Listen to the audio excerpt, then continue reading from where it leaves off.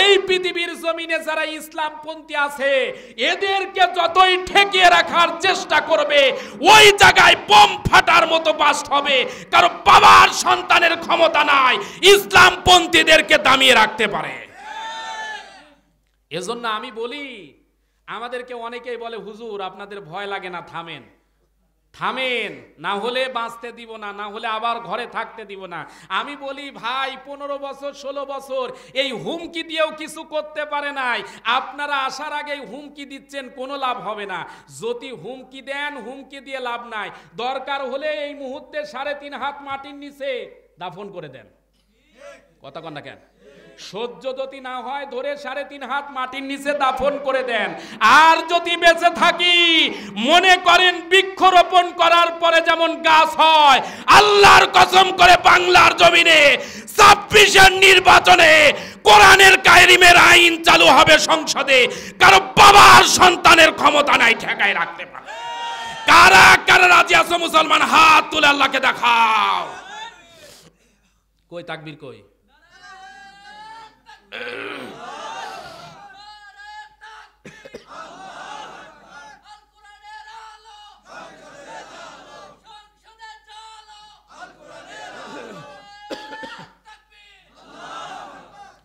এরে মুমিন মুসলমানের সন্তানেরা রে,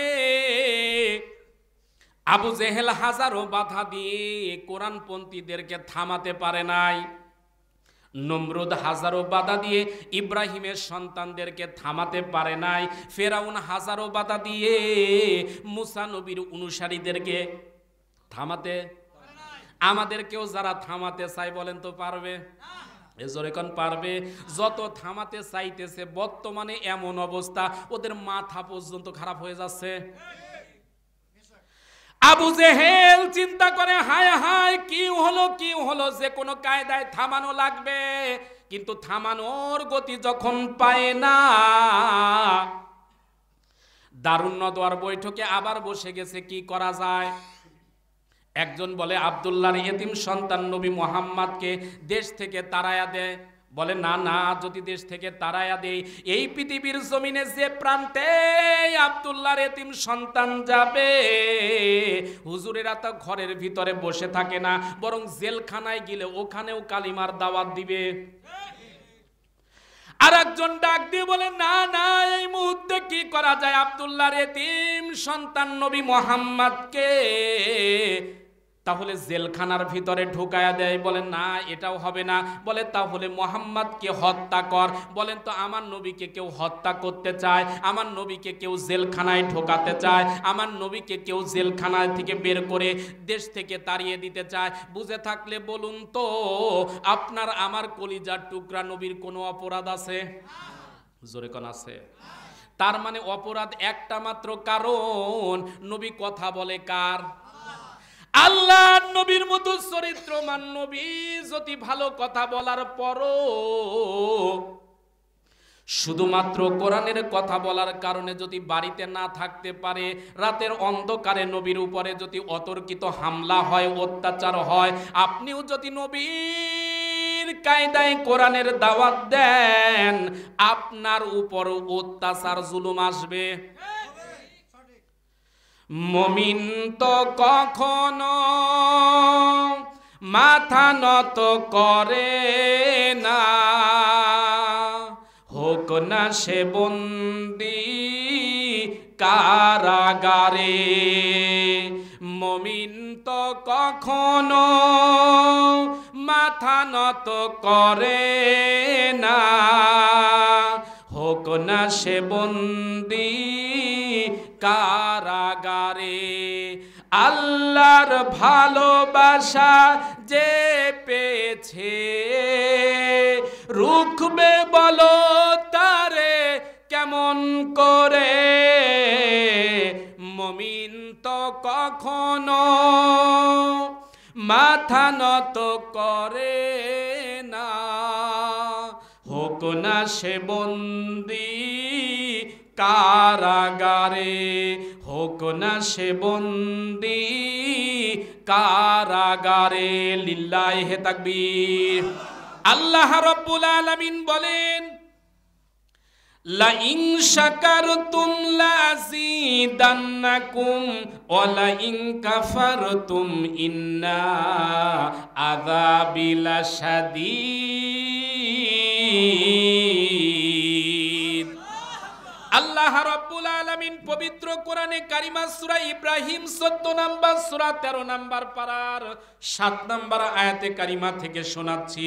আল্লাহ পাক রব্বুল আলামিন বলেন, বান্দারে যে অবস্থাতেই থাকো না কেন বান্দা, যদি আমি আল্লাহর শুকরিয়া আদায় করো, আমি আল্লাহ তোর জন্য নিয়ামত বাড়াইয়া দিব।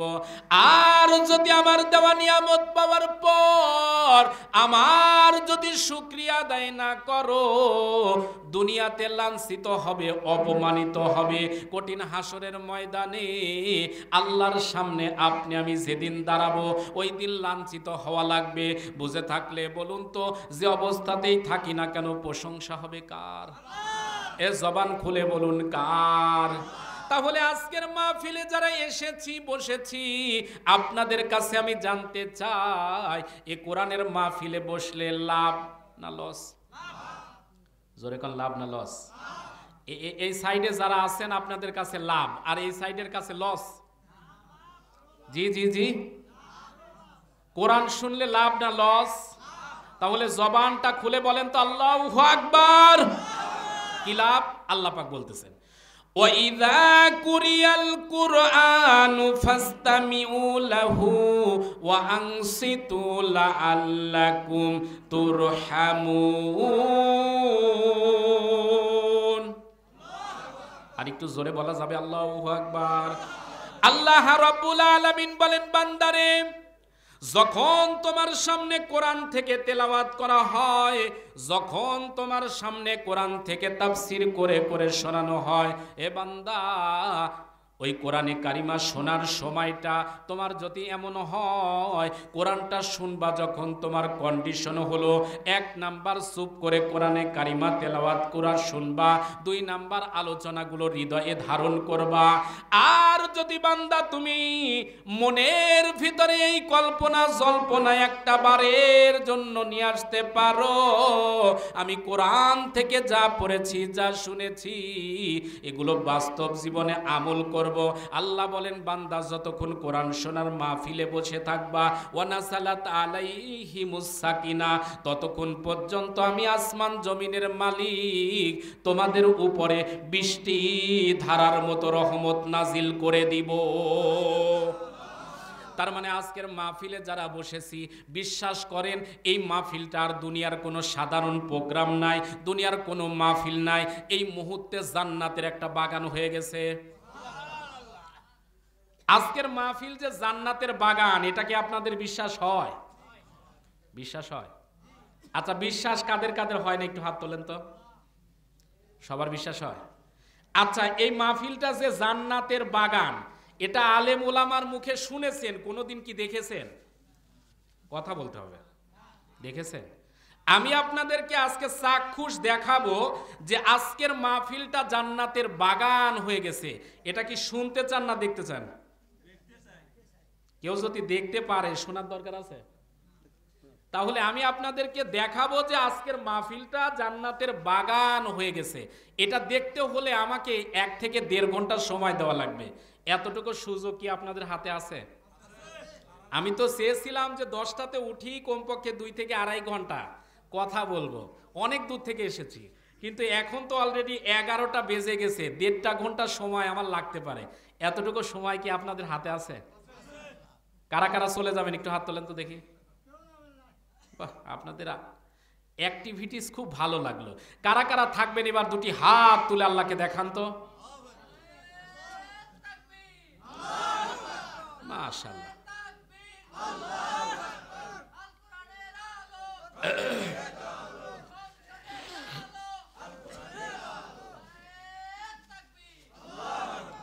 আচ্ছা, আপনাদের কাছে 1 নম্বর প্রশ্ন থাকলো যে কোরআনের মাহফিল জান্নাতের বাগান, এটা দেখাবো, ঠিক আছে? এখন 2 নাম্বার কথা হলো, আপনারা কি সবাই রাতের খাবার খেয়েছেন? খেয়েছেন? কিন্তু আপনাদের লক্ষণ দেখে আমার মনে হচ্ছে আপনারা খাননি। যে তাকবীর হলো, এ তো নির্বাচনে চায়ে তাকবীরই হয়নি। কথা বলেন না কেন? সামনে 26 সালে যে নির্বাচন হবে, এক কাপ চা পেলে পাবলিক যে জোরে তাকবীর দিবে, যে করে নেতার স্লোগান দিবে, বলেন তো সেই স্লোগানের কাছে এই স্লোগানের কোনো খাওয়া আছে? এজন্য যখন আওয়াজ হবে বাঘের বাচ্চার মতো আওয়াজ হবে। কথা বলে না কেন? মুসলমানদের সবচাইতে বড় সমস্যা হলো আমরা ছিলাম বাঘের জাতি, আমরা ছিলাম রয়্যাল বেঙ্গল টাইগারের জাতি, কিন্তু মুসলমান নিজের আত্মসম্মান, নিজের অস্তিত্ব ভুলে যাওয়ার কারণে গোটা বিশ্বে আজকে মুসলমানরা লাঞ্ছিত হচ্ছে, অপমানিত হচ্ছে। আর একটু আস্তে কর। তাহলে মুসলমানদের আবার জেগে ওঠার দরকার আছে না নাই? আজকেও মুসলমানের সন্তানেরা যদি খালিদ বিন ওয়ালিদের মতো, তারেক বিন জিয়াদের মতো, ওমর বিন খাত্তাবের মতো যদি 313 জন মুজাহিদ যেমন করে বদরের প্রান্তরে সুদৃঢ় প্রাচীরের মতো দাঁড়িয়েছিল, মুসলমানদের বিজয় যেমন করে আল্লাহ পাক বদরের প্রান্তরে দান করেছিলেন, আজকেও মুসলমানের সন্তানেরা যদি খালিদ বিন ওয়ালিদের মতো সেই ভূমিকা নিয়ে ময়দানে আবারও দাঁড়াতে পারে, বাতিল পালাবার জন্য 1 ইঞ্চি মাটি পাবে না, পাবে না, পাবে না। কারা কারা রাজি আছো মুসলমান? হাত তুলে আল্লাহকে দেখাও। এই কারে বুঝালাম এতক্ষণ করে? আবার ঘুমের মতো তাকবীর, হাত টান টান করেন। আমি একবার দিব, এরপর থেকে নিজেরাই দিবেন। সব কাম অন্যকে দিয়ে করালে বাংলাদেশ স্বাধীন হয়েছে 71-এ, 52-তে হয়েছে, 24-এও হয়েছে। যদি কোরআনের আইন সমাজ রাষ্ট্রে চাই, আল্লাহ নামের তাকবীর সব জায়গা ছড়িয়ে দেওয়া দরকার আছে না নাই? যদি তাই হয়, বাঘের বাচ্চার মতো একটা তাকবীর হবে। নারায়ে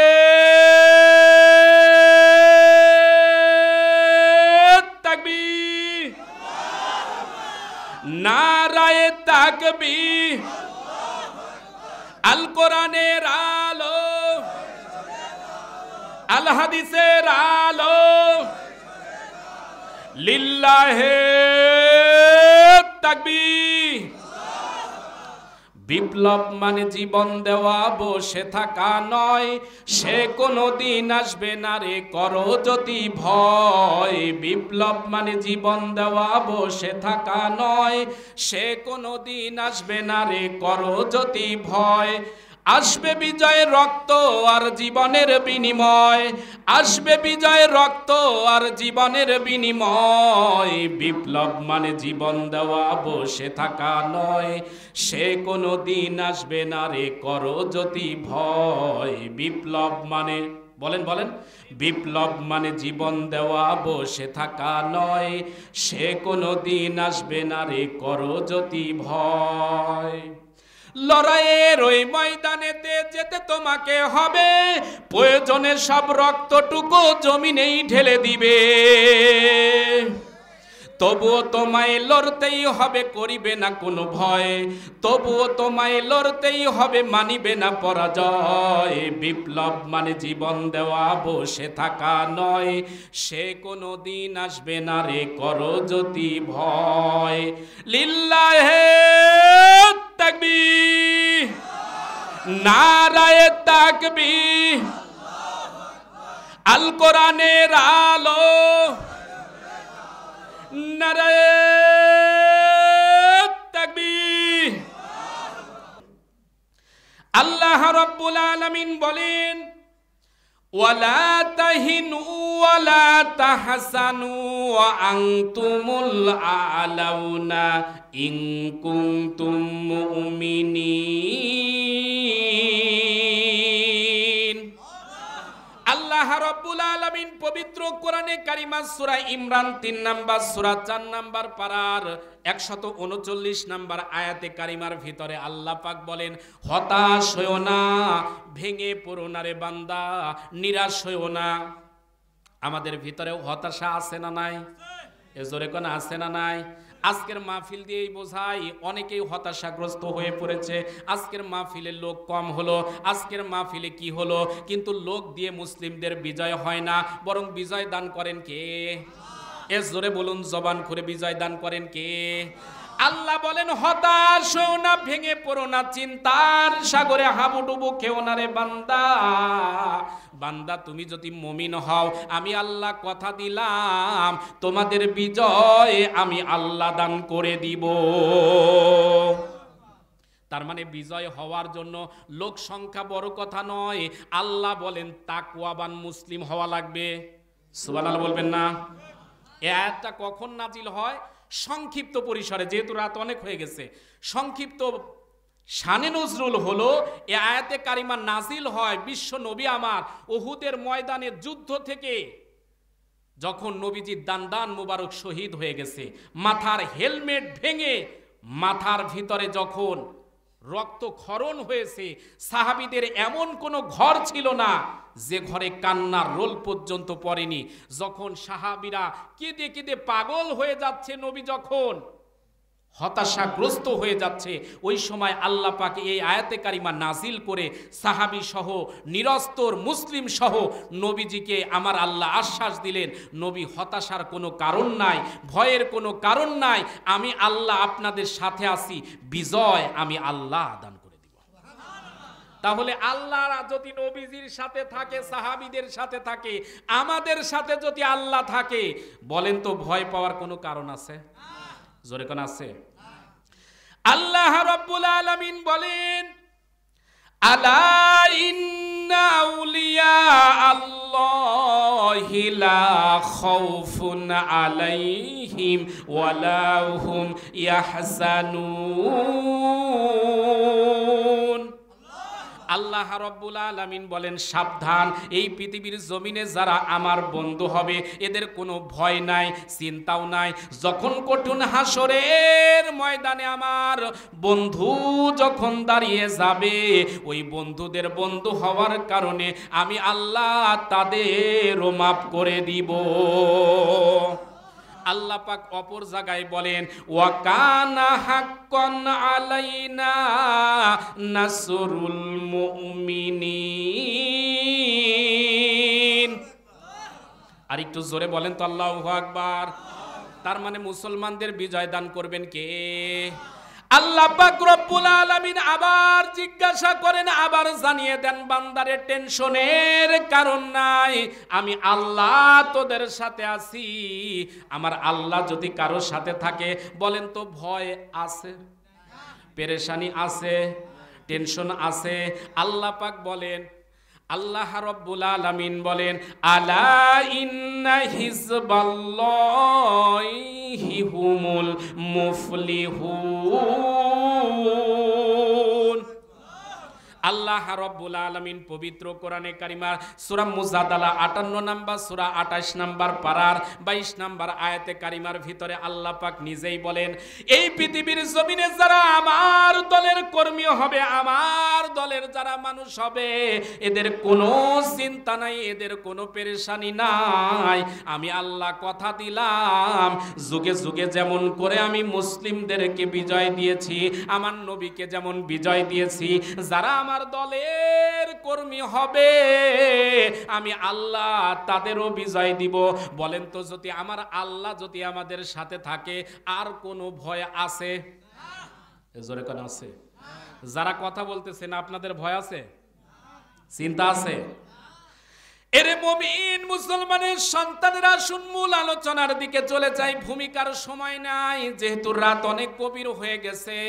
আমি আপনাদের কাছে জানতে চাই, বোঝাতে চাই, একটু আমার কথাগুলো মন থেকে শুনবেন। বলেন তো এই পৃথিবীর জমিনে যত মানুষ এসেছে আর যত মানুষ কিয়ামত পর্যন্ত আসবে, আমার নবীর চাইতে ভালো মানুষ হয়? সবার বলতে হবে। যারা বলতেছেন না তারা ভাবছেন হয়। নবীর চাইতে ভালো মানুষ আর হবে? কিয়ামত পর্যন্ত হওয়া সম্ভব? যদি এতটুকু বোঝেন তাহলে আজকের ওয়াজ বুঝতে পারবেন ইনশাআল্লাহ। তার মানে এতক্ষণে কি বুঝালাম? যে আমার নবীর চাইতে ভালো মানুষ হয়, সর্বশ্রেষ্ঠ মানুষ আমার নবী, যার ব্যাপারে আল্লাহর ফতোয়া হলো ওয়া ইন্নাকা লাআলা খুলুকিন আযীম, হে রাসূল আমি আপনাকে মহান চরিত্রের অধিকারী করেছি। সুবহানাল্লাহ বলতে পারলেন না? নবীকে সার্টিফিকেট দিয়েছেন কে? আর আমাদেরকে যদি সার্টিফিকেট দেয় বেশি হলে একটা থানার অথবা একটা ইউনিয়নের মেম্বার অথবা চেয়ারম্যান বলে অমুকের চরিত্র ফুলের মতো পবিত্র, তদন্ত করে দেখা যায় ওর চরিত্র গোবরের চাইতেও খারাপ। কথা কন না কেন? কিন্তু আমার নবীর চরিত্রের ব্যাপারে কোনো কথা আছে? আমার নবীর চাইতে ভালো মানুষ আসমানের নিচে জমিনের উপরে আর হওয়া সম্ভব? এরে মুমিন মুসলমানের সন্তানেরা এই কথাটুকু মনে রাখবেন, আমার নবীর চাইতে ভালো মানুষ হয় না, আমার নবীর চাইতে ভালো চরিত্রের আধারও কেউ হবে না। এই নবী আমার যতদিন পর্যন্ত কালিমার দাওয়াত দেয়নি ততদিন আব্দুল্লাহর কাছে, আবু জেহেলের কাছে নবী আমার ছিল ভালো মানুষ। যতদিন পর্যন্ত নবী আমার কালিমার দাওয়াত দেয়নি আবু লাহাবের কাছে নবী ছিল সবচাইতে ভালো মানুষ। এমনকি মক্কা নগরীতে কোনো মানুষের যদি টাকা রাখার দরকার হতো, ওই মানুষটা আবু জেহেলের কাছে টাকা রাখতো না, বরং আমার নবীর কাছে টাকা রেখে আসতো। ও জানতো আবু জেহেল আমার নেতা হতে পারে, কিন্তু চরিত্র ভালো হলেও ও অন্তত পক্ষে টাকা রাখলে নিজের পকেটে রাখবে। কথা কন না কেন? আর আব্দুল্লাহর এতিম সন্তান মুহাম্মদ হয়তোবা এমন মানুষ নয়, কিন্তু এমন চরিত্র আসমান জমিনের মালিক দিয়েছে। 1 টাকা যদি আব্দুল্লাহর এতিম সন্তান নবী মুহাম্মাদের কাছে রাখি কোনোদিন অন্য হাতে যাবে না, বরং ওই টাকাটা গচ্ছিত থাকবে। সুবহানাল্লাহ বলবেন না? এরে মুমিন মুসলমানের সন্তানেরা, কথাগুলো একটু হৃদয়ের কান দিয়ে শোনা লাগবে। আপনার আমার নবীর চরিত্র কেমন? আবু জেহেল বিশ্বাস করত আব্দুল্লাহর এতিম সন্তান নবীর চাইতে ভালো মানুষ হয় না, যার কারণে নবীকে হয়তোবা নবী মানে নাই, কিন্তু নবীর চরিত্র নিয়ে কিন্তু আবু জেহেল পর্যন্ত কোনোদিন কথা শোনায় নাই। সুবহানাল্লাহ বলবেন না? এই নবী আমার যখন কালিমার দাওয়াত দেওয়া শুরু করে দিল, নবী আমার কালিমার দাওয়াত দেওয়ার কারণে একদিন নবী আমার কালিমার দাওয়াত দিয়ে বাড়িতে ফেরে নবীর মাথা ফাটা। একদিন নবী আমার কালিমার দাওয়াত দিয়ে বাড়ি ফেরে নবীজির কান কাটা। একদিন নবী আমার কালিমার দাওয়াত দিয়ে ফেরে নবীজির সমস্ত রক্ত শরীরটা রঞ্জিত। আম্মা জান খাদিজাতুল কুবরা ডাক দিয়ে বলে, নবী গো, এত কষ্ট কাফের বেঈমানেরা দেয়, এত জ্বালাতন দেয়, তারপর আপনি কেন কালিমার দাওয়াত দেন? একটুখানি কি বসতে পারেন না? একটুখানি কি ঠান্ডা হয়ে বসতে পারেন না? আল্লাহর নবী ডাক দিয়ে বললেন, খাদিজা রে, এই কালিমার দাওয়াত দেওয়া এটা আমার কোনো ব্যক্তিগত মিশন নয়, বরং এই দায়িত্বটা দিয়েছেন কে? এ জোরে বলুন কে? আল্লাহর নবী শুনিয়ে দিলেন, ইয়া আইয়ুহার রাসূলু বাল্লিগ মা উনসিলা ইলাইকা মির রাব্বিক ওয়া ইল্লাম তাফআল ফামা বাল্লাগতা রিসালাতাহু ওয়াল্লাহু ইয়াসিমুকা মিনান নাস। একটু জবান খুলে বলেন তো আল্লাহু আকবার।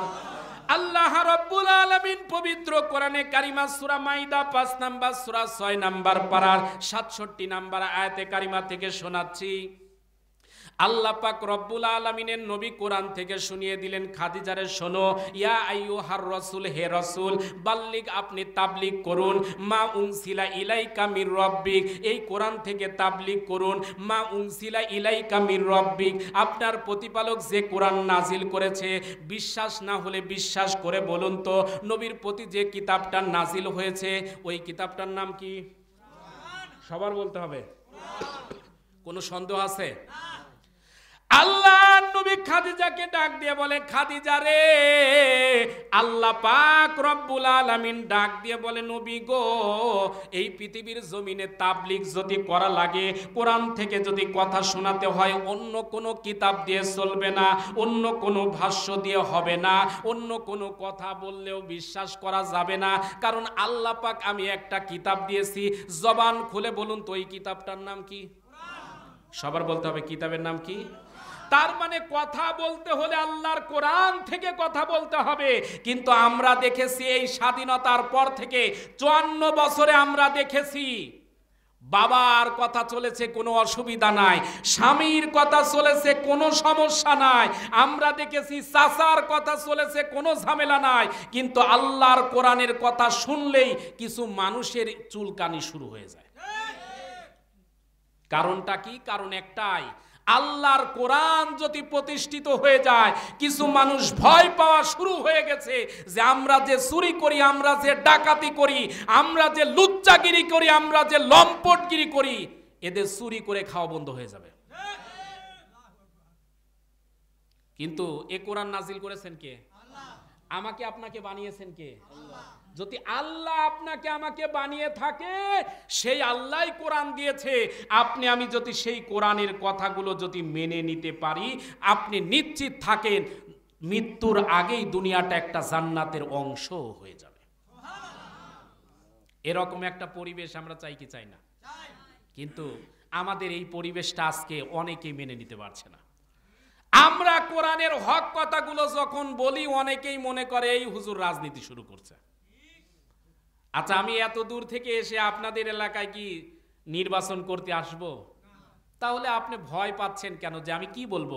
আমি একটা কথাও বলবো না। কোরআনের মাহফিল থেকে আপনি যদি ভোট চাইতে পারেন, কোরআনের মাহফিল থেকে যদি আপনার নেতার প্রশংসা করতে পারেন, আমিও তো একজন মানুষ, আমারও একটা স্বতন্ত্র পরিচয় থাকতে পারে। আমি নবী মুহাম্মাদের কথা কেন বলতে পারবো না? আপনার নেতা এ বাংলাদেশে রাজনীতি করেছে, তার কারণে আপনি মনে করেন নেতা রাজনীতিবিদ, আর আমার নবী পৃথিবীর সর্বশ্রেষ্ঠ রাজনীতিবিদ, আমার নবী সর্বশ্রেষ্ঠ নেতা, যিনি মদিনার 10 বছর আল্লাহর কোরআন দ্বারা সমাজ চালিয়েছেন। এখানে যারা আছেন বলেন তো, আমার নবী যদি এই 10 বছর দিয়ে কোরআন চলায়, এই কোরআন বাংলাদেশের সংসদে যাওয়াও দরকার আছে না নাই? জোরে কোন আছে না নাই? এখানে অনেক দলের লোক থাকতে পারেন, আমি আপনাদের কাছে আশ্বস্ত করছি, আমি কোনো দলের কথা বলি না, বলবো না। তবে যে কথাটা কোরআন এবং হাদিসে আছে, ওই কথাটা আমার বাবার বিরুদ্ধে গেলেও বলবো। এতটুকু মেনে নিলে আজকের মাহফিল বুঝতে পারবেন। এতটুকু মানতে পারা যাবে না? আমার কথা কে 26-এর নির্বাচনে আসলো আর কে গেল কোনো টেনশন নাই। তবে বিগত 54 বছরে আমরা অনেক নেতাকে দেখছি কি দেখি নাই? দেখছি। আমরা চাই এমন একজন নেতা আমাদের হোক, যে নেতা সংসদে যখন যাবে, সংসদে যেমন অন্যায়ের বিরুদ্ধে প্রতিবাদের ঝড় তুলবে, ওই নেতা যখন বাইতুল মুকাররমে নামাজের জন্য যাবে, মুসাল্লার পিছনের কাতারে দাঁড়িয়ে থাকবে না, বরং ইমামতের জায়গায় দাঁড়িয়ে লক্ষ জনতাকে নিয়ে ওই নেতা আবার নামাজের ইমামতি করবে। এই নেতা যে দলের হোক কোনো আপত্তি নাই। এরকম নেতা আমরা চাই কি চাই না? এতটুকু যদি আপনার সাথে মিল থাকে, আপনি নিশ্চিত থাকেন আমি আপনার জন্য এসেছি আজকে। এরে মুমিন মুসলমানের সন্তানেরা, কথাগুলো একটু হৃদয়ের কান দিয়ে শুনবেন। আমি আপনাকে কষ্ট দেওয়ার জন্য আসি নাই, কষ্টের কথাও বলবো না। তবে নবী আমার যত কালিমার দাওয়াত দেয়, দিন যত যায়, নবীর উপরে অত্যাচার, জুলুম, নির্যাতন বেড়েই চলেছে। কারণ এই পৃথিবীর জমিনে যারা ইসলাম মানে না, ইসলাম যারা সহ্য করতে পারে না, এরা নড়ে চড়ে দেখবেন দাড়িওয়ালা টুপিওয়ালার উপরেই পড়ে। এরে মুমিন মুসলমানের সন্তানেরা, নবী আমার যখন কাবার হাতিমের সামনে সেজদায় আছে, একটু মন দিয়ে শোনা লাগবে ভাই। কাবার হাতিমের সামনে নবী আমার যখন সেজদায় আছে, এ সময় আমার আল্লাহকে সেজদা দেয়। কারো বিরুদ্ধে নবী কিন্তু কথা বলে না, নবীর কারো সাথে দুশ্মনী নাই, শত্রুতা নাই। আবু জেহেল কোথা থেকে আসার পর ডাক দিয়ে বলে, কে কোথায় আছিস? আব্দুল্লাহর এতিম সন্তান নবী মুহাম্মদ কাবার হাতিমের সামনে এই মুহূর্তে সেজদারত আছে। একটুখানি কি তাণ্ডব চালাতে পারিস? একটুখানি কি অত্যাচার জুলুম চালাতে পারিস? এই মুহূর্তে কিছু গোন্ডা বাহিনী এসে বলে, নেতা শুধু বলে দেন কি করা লাগে। বলেন নামাজে আছে, একটু ডিস্টার্ব করা লাগবে। বলার সঙ্গে সঙ্গে 2 জন কাফের আপনার আমার নবীর গলার ভিতরে একটা চাদর পেঁচিয়ে 2 দিক থেকে যখন টানাটানি শুরু করে দিল,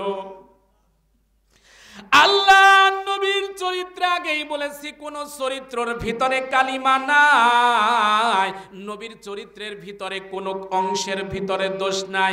নবী আমার কাবার হাতিমের সামনে নামাজ পড়তেছে, বলেন তো কাজটা ভালো না খারাপ? এ জোরে কোন ভালো না খারাপ? নবী আমার কাবার হাতিমের সামনে নামাজ পড়তেছে, কিন্তু আবু জেহেলের গুন্ডা বাহিনী দুই দিক থেকে টান দিয়ে ধরছে। আল্লাহ নবীর চক্ষুটা যেন বড় বড় হয়ে যায়, নবীর চক্ষুটা যেন লাল হয়ে যাচ্ছে, নবীর হৃদয় কলিজাটা যেন শুকিয়ে যাচ্ছে, যে কোনো সময় নবীর যেন ইন্তেকাল হয়ে যাবে, পান পাখিটা উড়ে যেন চলে যাইতে চায়।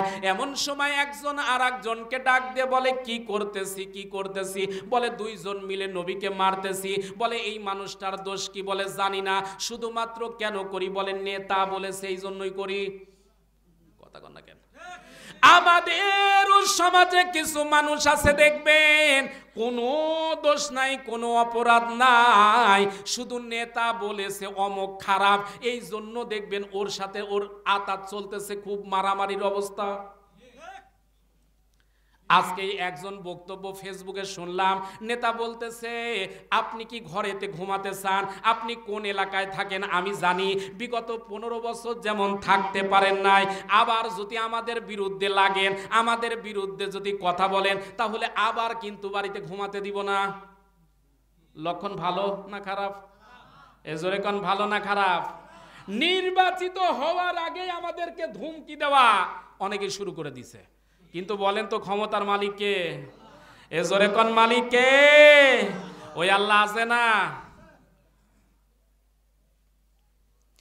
এরে মুমিন মুসলমানের সন্তানেরা কাফের বেঈমান হওয়ার পরও নবীর উপরে অত্যাচার করার এক প্রান্তে কাফের বলতেছে না রে না, কি কারণে এত অত্যাচার করে ছেড়ে দে। তার মানে ওদের ভিতরে ঈমান ছিল না, কিন্তু বিবেক ছিল। এক পর্যায়ে আপনার আমার নবীকে ছেড়ে দিয়ে বাড়িতে যখন চলে যায়, আমি আপনাদের কাছে জানতে চাই, বলেন তো এতটুকু কথা থেকে বুঝে থাকলে বলেন তো আমার আপনার নবীর কোনো দোষ আছে? সবার বলতে হবে আছে। যারা চলে যাচ্ছেন তার কি আছে? এরে মুমিন মুসলমানের সন্তানের আবু জেহেলের মাথা গরম হয়ে যাচ্ছে। কি হলো? মক্কা নগরীতে দিন যত যায় আপনার আমার কলিজার টুকরা নবীর দলে লোক সংখ্যা যত বাড়তে থাকে, কমে না। আজকেও দেখবেন যত যে দলে অত্যাচার জুলুম নির্যাতন চলে, ওই জায়গায় মুসলমানদের দল আরো ভারী হয়। যার জ্বলন্ত প্রমাণ আমরা দেখেছি ঢাকা ভার্সিটি, রাজশাহী ভার্সিটি সহ বিভিন্ন ভার্সিটিতে ছাত্রদের এত জনসমর্থন পেয়েছে, ইসলামপন্থীরা এর আগে কোনোদিন ভার্সিটিতে নারায়ে তাকবীরের স্লোগান পর্যন্ত দিতে পারে নাই। সুবহানাল্লাহ বলবেন না? এরে মুমিন মুসলমানের সন্তানেরা আবু জেহেল চিন্তা করলো, কি করলে আব্দুল্লাহর এতিম সন্তানরে থামানো যায়, কিন্তু যতই থামাবার চিন্তা করে ততই বিস্ফোরণ হচ্ছে। এক পর্যায়ে আবু জেহেল দারুন নদওয়ার বৈঠকে, ওই সময়কার সবচাইতে বড় সংসদ ভবন ছিল দারুন নদওয়া, ওই দারুন নদওয়ার বৈঠকে বসে গেল। চিন্তা করলো যে কোনো কায়দায় আব্দুল্লাহর এতিম সন্তান নবী মুহাম্মাদের দলকে স্তব্ধ করা লাগবে। সংসদে বিল পাস করা হলো, কি করলে বিল পাস করলে আব্দুল্লাহর এতিম সন্তানের দলের লোক ভারী হবে না। এমন সময় একজন বিল উত্থাপন করতেছে, যে মানুষটা আব্দুল্লাহর এতিম সন্তান নবী মুহাম্মাদের কালিমার কথা শুনে, কোরআনের তেলাওয়াত শুনে, ওই মানুষটাই আর ঠান্ডা থাকতে পারে না, কালিমা পড়ে মুসলিম হয়ে যায়। আবু জেহেল ডাক দিয়ে বলে, কে কোথায় আছিস? আগামীকাল থেকে মক্কার অলিতে গলিতে ঘোষণা করে দে, মক্কা নগরীতে কেউ কোরআন শুনতে পারবে না, কেউ কোরআন পড়তে পারবে না, কোরআন শুনতেছে এমন পরিবেশও তৈরি করা যাবে না। তার মানে কোরআনের উপরে 144 ধারা জারি করে দিলাম। আল্লাহ পাক বলেন, বান্দারে আবু জেহেল যে ঘটনাটা চালিয়েছিল 1500 বছর পূর্বে, আল্লাহ পাক বলেন আমি জানি আবু জেহেল থাকবে না, কিন্তু আবু জেহেলের নাতিপুতি কিয়ামত পর্যন্ত থাকবে। যার কারণে আল্লাহ পাক কোরআনে কারিমার ভিতরে ওই আয়াতটা নোট করে দিলেন। আল্লাহ বলেন, ওয়াকালাল্লাযীনা কাফারু লা তাসমাউ লিহাযাল কুরআনি ওয়ালগাউ ফীহি ফিহি লাআল্লাকুম তাগলিবুন। আর একটু জবান খুলে বলেন তো আল্লাহু আকবার। আল্লাহ রব্বুল আলামিন বলে কাফিররা সেদিন মুসলমানদের বিরুদ্ধে আইন পাশ করলো, আবু জেহেল আইন পাশ করে দিল। তারা বলেছিল ওয়াকালাল্লাযীনা কাফারু, কাফিররা সেদিন বলেছিল লা তাসমাউ লিহাযাল কোরআন, তোমরা কোরআন শুনতে যেও না, কারণ মুহাম্মাদুর রাসূলুল্লাহ এই কোরআন দ্বারা রাজনীতি করে, মুহাম্মাদুর রাসূলুল্লাহ এই কোরআন দ্বারা আমাদের বাপদাদার নিয়মদের বিরুদ্ধে কথা বলে, মুহাম্মাদুর রাসূলুল্লাহ এই কোরআন দ্বারা আমাদের ধর্মীয় অনুভূতিতে আঘাত করে। ওই কথা আবু জেহেল যে কায়দায় বলেছিল, বর্তমানে আবু জেহেলের ডিজিটাল কিছু নাতিপুতি ওরাও দেখবেন এই কথা বলা শুরু করেছে। হুজুররা তাফসির মাহফিলের নামে যেহেতু রাজনীতি করবে, এই জন্যই হুজুরদের তাফসির করতে দিব না। কথা বলে না কেন? 15 বছরে যারা বাধা দিয়েছে ওরা দিত ডিজিটাল কায়দায়, বর্তমানে আমরা দেখতেছি আবার কিছু অ্যানালগ কায়দায় বাধা দেওয়ার চেষ্টা চলতেছে। কথা কন না কেন? কিন্তু যতই বাধা দেন বলেন তো ইসলামপন্থীদেরকে থামিয়ে রাখা যাবে? এজোরে কোন যাবে? আমি বলি যত থামাতে চাইবেন তত বিস্ফোরণ বেশি হবে। সব জিনিস বাধা দিয়ে রাখা যায় না। পানিকে যদি আপনি বাধা দিয়ে রাখতে চান একটা সময়ের জন্য বাধা দিয়ে হয়তোবা রাখতে পারবেন। মনে করেন একটা নদীতে পানি চলতেছে, সব সময় কি পানির গতি একরকম থাকে? সবাই বলেন একরকম থাকে? এক সময় জোয়ার হয়, এক সময় ভাটা হয়, এক সময় পানির তীব্রতা থাকে, আর এক সময় কম থাকে। একজন দুষ্টু লোক চিন্তা করলো আমার এলাকায় পানি নদীতে যাইবে, এটা আমি মানে নিতে পারি না। এই চিন্তা করে কচুরি পানা, আবর্জনা, খড়কোটা, কিছু মাটি দিয়ে একটা বাঁধ দিয়ে রেখে দিল। বলেন তো পানির তীব্রতা যখন নেই, পানিটা হয়তো বা বন্ধ হয়ে থাকবে, কিন্তু বর্ষাকাল যখন আসবে, যখন পানির স্রোত ধারা বয়ে যাবে, যখন তীব্রতার গতি বাড়বে, বলেন তো ওই খড়কোটা দিয়ে, কচুরি পানা দিয়ে, আবর্জনা দিয়ে ওই পানিকে ঠেকানো সম্ভব? জোরে কোন সম্ভব? পানির তীব্রতা যখন শুরু হবে ওই সময় জানো কচুরি পানা, খড়কোটা দিয়ে যেন পানিকে যেমন ঠেকিয়ে রাখা সম্ভব নয়,